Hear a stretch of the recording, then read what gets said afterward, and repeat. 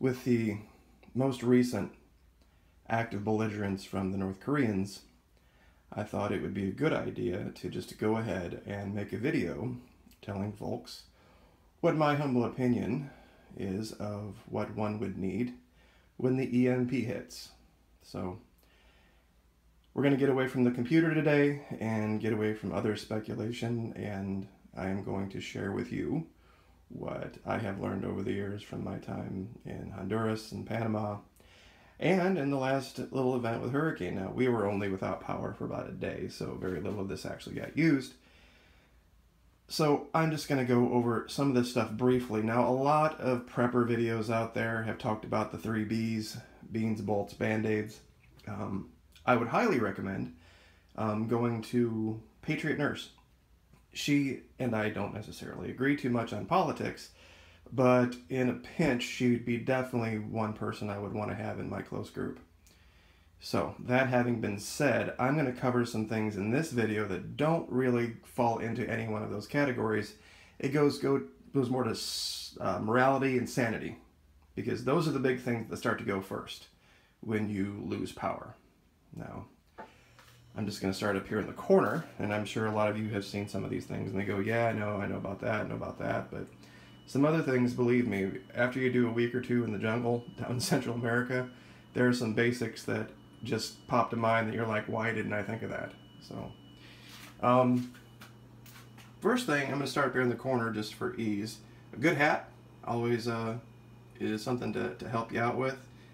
You know, something with a brim. I'm sure there's a lot of better military style hats, you know, with the full brims and that you can get out there. That's each particular person. I just like this one because it's broken and uncomfortable. These are a little bit different. A lot of sunglasses, especially down here in the south, you know, with the sun, these are the kind that just have the nice rubber grommets around the eye holes and strap tight to your head. And that's the big deal. I mean, honestly, when you're out moving in a tactical environment, keeping those things on your head is vital, because they'll just go. If you've got to take off at a dead run, you got to start moving. You can't worry about whether those things are jangling around your neck or up on your head or someplace. And losing them, it can be the difference between life and death. Now, in the first few weeks of any type of an event like this, there's going to be a lot of folks that have alternate power supplies. A lot of guys talk about generators. I don't like generators. They're loud, they're heavy, they're bulky, they attract a lot of attention from unwanted people. This is a power inverter. This is 1100 watts. And I have something set on top of it that's kind of distracting from it, is this Gulu unit. I'll get to this in a minute. I'll just get this out of the way. This wire is right to the battery of your car. We each have one in our vehicles. They're each 11. Mine's 1200 watts, hers is 1100 watts. So, just to give you an example with mine, I drive a normal Toyota sedan, and on about a third of a tank of gas, I ran the car continually for 12 hours, and we had, let's see, we had a 32-inch TV, the Roku, the Wi-Fi router, and yeah, believe it or not, AT&T never went down here, so we had Wi-Fi. What else? We had 2 fans going and 3 lights, and didn't even tax this thing, and we never even touched her inverter. So we just kept the fridge closed, and we had the freezer all stocked up with ice, and it kept everything cold. We didn't lose a single thing. So these are portable. They stay with your car. You know, if you've got to get out of town, taking a generator, you're going to need a pickup truck. Or if you have a car, it's going to take up a ton of space. And like I said, they're loud, noisy, nasty beasts. And since your car at some points are going to be running anyway, just for the air conditioning factor, you know, to have one of these it's in my, you know, first couple weeks of survival, you know, absolutely got to have one of those. Now, since I have this in my hand, I'm going to just go ahead and cover it. This is one of those power banks that you can plug in, and it carries enough juice to actually jump start a battery once. It's got a little light function on it, and you know, maybe have a couple of these little power banks all charged up and ready to go. Not a bad idea. That's pretty standard stuff. Back here, of course, standard NOAA radio, operates on batteries, has the weather channels, but of course you got to find one that has the hand crank on the back just in case you got to get to that point. No sense in having a radio that's going to be useless in 2 weeks or a month. Up here, now we have these all throughout the house. These are battery operated LED motion lights. If we lose power here, you can walk through my entire house, go into any room from any room, and your entire path will be lighted. And these are simple. These are $10 each. And all you got to do, now it's too light out here for this to be working right now. I'm just going to go ahead and hold it close to me here and see, and there you go. And super bright LED, and to get that out of the camera. And, you know, lights your way all the way through the house. You know, I think we have, what, 7 or 8 of them? Definitely worth the investment. I just put the toilet paper out here as representative. Have these in your car. Have them in everybody's car. Have them in your kit. These, it's self-explanatory. I mean, you just cannot be without this type of a thing. At some point you're gonna have to, depending on how long you go without power, but make it as long as it can be. You know, depending on your faith system, you know, one of these in each glove box. Once again, this is just representative. It's not saying, you know, this faith or that faith. Just have something like that. It's a morale thing. You know, it's the sanity and the state of mind is going to be a big deal. These are good to have. These are battery operated. If you're in like a 2-car convoy or a 3-car convoy, everybody keeps their, if you're not getting a signal, or keep the phones powered down just to save them, just for basic communication. If something would happen with somebody in one car or the other, you don't have to bother pulling over. If you have to move, just easy peasy AA battery things. Now this goes more to the band-aids part of it. I have a big thing here for dressing wounds, pulling out wounds. These are a couple of sterile kits with, you know, scissors, tweezers, you know, the dentist stuff. Now I know a lot of people are looking at this little bag of drugs and thinking, what is he talking about? Well, there's some basic things out there, folks, that are going to probably be at some point barterable. Now this is just Benadryl, Tylenol, motion sickness drugs, and something else in there. This is all perfectly legal over-the-counter stuff. Benadryl is going to be a big deal. It's going to be something to keep people with allergies. It'll help you sleep. Down here we have issues with bugs, itching. I also have over here, I have topical Benadryl as well. You know, and the reason these aren't in bottles is there's going to be looters. There's going to be people out there that are going to search for stuff like that. Okay, if you keep these things backed up in little bitty, you know, things like this, and you keep them in different places and different stashes, you're not going to get hit for all of your stuff all at once. So that's why we do it this way. Soap, have it. You're going to run out, but just get good with the fact at some point you're going to run out of this stuff. But have it and use it sparingly, and at least during the first few weeks you can maintain a level of morale. Deodorant. The Vaseline, the oil, the moisturizer, is a great way to keep bugs off. And it's just also, it keeps people smelling better. You go 3, 4, 5 days without a bath, believe me. The Excedrin, migraine, I know that's in a bottle. That was actually just sitting here on the counter before I put everything on it, then I just left it. You know, you're just going to be in a situation where you're just going to have to deal with pain issues. You know, sprained ankles or whatever problems you might have. The reason the Pepto's up here is and I'm probably going to get in a lot of trouble for this, but there are a lot of videos out there and a lot of people out there trying to sell you this Mountain House dried food crap. Folks, it's going to make you sick as a dog. If you eat that stuff, now I'm not saying starve. I actually have some recommendations over here later that I'm going to show you of things to have with you to eat other than that dried crap. It's going to make you sick. It's going to stop you up. And believe me, it's not something you want to have. It takes up way too much space and it attracts way too much attention. So anyway, moleskin, huge in the military. Anybody out there who's been in the military can tell you how this stuff is like gold, absolute gold. For any kind of a blister or pain to not have to deal with, you can actually completely debilitate a unit if they're walking around with blisters and open sores on their feet. You know, you're also going to be in a situation where you're not going to be with just soldiers, you know, with guys who have spent time out. You're going to be in situations with women and children and elderly.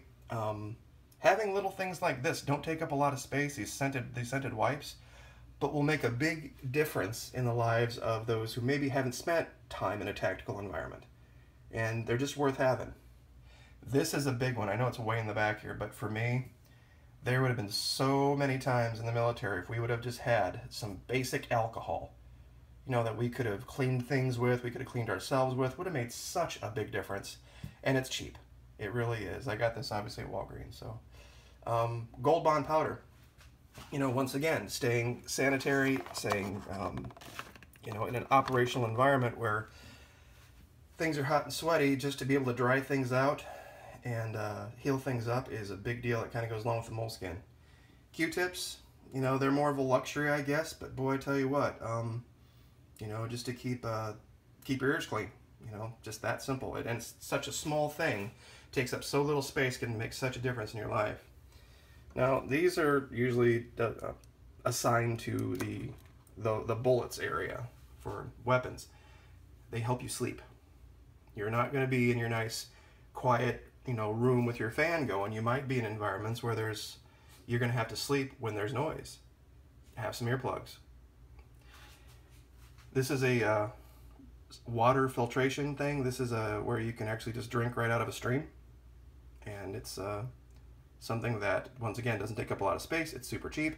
And definitely have in your kit, of any kind of kit. And pretty much everything you see here, other than the electronics, fits in that bag. So, these little pull-up, pop-up lanterns, really kind of neat. When you're out and you're in an environment where you don't have power, you don't have light, and it's dark, people talk about flashlights. Well, sometimes, you know, you have your hands full, you're carrying something, and a spotlight doesn't work, and you just need general ambient light. These little guys have these handles that pop up, and let's see if I can just shake this one out. And you just pop open, and as you can see, it just shuts off when it closes. You have a couple of hooks and D-rings on your LBE or whatever your equipment is, and you can just hang it on there. And I just have the flashlight to show you. If you try to hang that on your equipment, you would just basically be lighting up your feet. Now that's just obviously a fire starter. You know, some folks would say that's more important than not, but I just had it out here because it was in the kit. This is a little guy I did up myself. This is a telescoping magnetic pickup. And I have a ton of fishing line wrapped around it. And I don't know if you can kind of see there. I have a little fish hook attached to it and a whole bunch of rubber bands wrapped around it. Now this thing can telescope out, and you can use the rubber banding to lash it to a large stick. Or, you know, you can use tape or whatever you want to, and abracadabra, you can fish. You know, and this is all you need to keep in your kit. Little tiny thing like this. And, you know, like I said, I wouldn't, you know, recommend deep sea fishing with it, but if it means going hungry or not, it's a simple thing to have. All this is pretty standard. This is an EpiPen kit. Here's your Benadryl. You know, your topical Neosporin kind of goes along with your hand sanitizer. Disinfectant, you know, wraps, bandages. This is a pair of needle nose grips that have I use these to actually change the strings on the guitar, but very handy. Very, very handy for splinters or whatever else. Two-way radios. Oh, the tourniquet. Just a little piece of rubber band. But boy, I tell you what, if something would ever happen and you needed to tourniquet something, that would do it. I think that pretty much covers everything here. Going more to the sanity, have a towel. This is one of those snap towels, one of those rubberized deals that you get wet and you snap, put around your neck, and keeps you quite a bit cooler. Wouldn't be without one in a tactical environment. Just wouldn't do it. You know, a towel rag. Here was something neat I found online that really delivered 200%. This is an immersion heater. And I plugged this guy into the inverter. Didn't even tax the inverter at all. This is a little ceramic plate that you put, and I have a little plastic tub here. Now I filled this plastic tub with water, about 3/4 full, put the ceramic plate down, and plugged this thing into the inverter. And in about 10 to 12 minutes, the water in here was almost too hot to put your hand in. That's how quick you could have a tub of hot, soapy water ready to wash up with. And I tell you what, in a tactical environment, oh my goodness, or an environment with no power, where you haven't had a hot shower or hot bath, just to have a little tub of hot water like this, huge. Absolutely huge. Definitely worth its weight in gold. Look at getting into an immersion heater. Just make sure, you know, when you have a tub like this, this little metal unit is gonna get hot enough to melt right through this plastic. So have a little tiny ceramic dish, you know, a couple little towels, couple little rags, simple things. Now, as promised, the food. These are just nutrition bars. This is my particular favorite kind, the Zone Perfect bars. These are the chocolate chip cookie dough ones. You know, they taste good. Kids will eat this. The elderly can eat this because it's all balanced out hormonally and nutritionally, and it doesn't require any cooking. Basic nutrition. You know, you don't need to add water to it. You don't need to heat it up. It's not pretending to be anything other than what it is. And these go for about $1 a piece. And there's enough here, and plus what we have in storage, that if I couldn't cook a thing, I'd be fine for 2 weeks. Wouldn't, you know, be happy. I'd probably lose a few pounds. Probably should lose a few pounds, to be truthful. But it's just that simple. Just have things like this ready to go in your kit. This little guy I just put out here just because we tested it. We boiled up a big pot of water and made some macaroni and cheese. Didn't really use very much of the fuel, but handy. This little kit, you know, it delivered as promised. It's a collapsible kit where you have all that, and you put this over here, and then this metal thing just clamps over. Simple. This little kit here all goes together. It's a fork, knife, and spoon, and it goes together like that, and then it slides into the end of that like so, and so you have this little contained kit. The flex tape, once again, a good thing to have in your car anyway. Seals up all sorts of water leaks, anything. It seals fabric. It's cheap, it's easy to get, it's not a requirement, but you know, if you have a few extra bucks and you got some room in your kit, get some of this stuff. It's definitely worth it.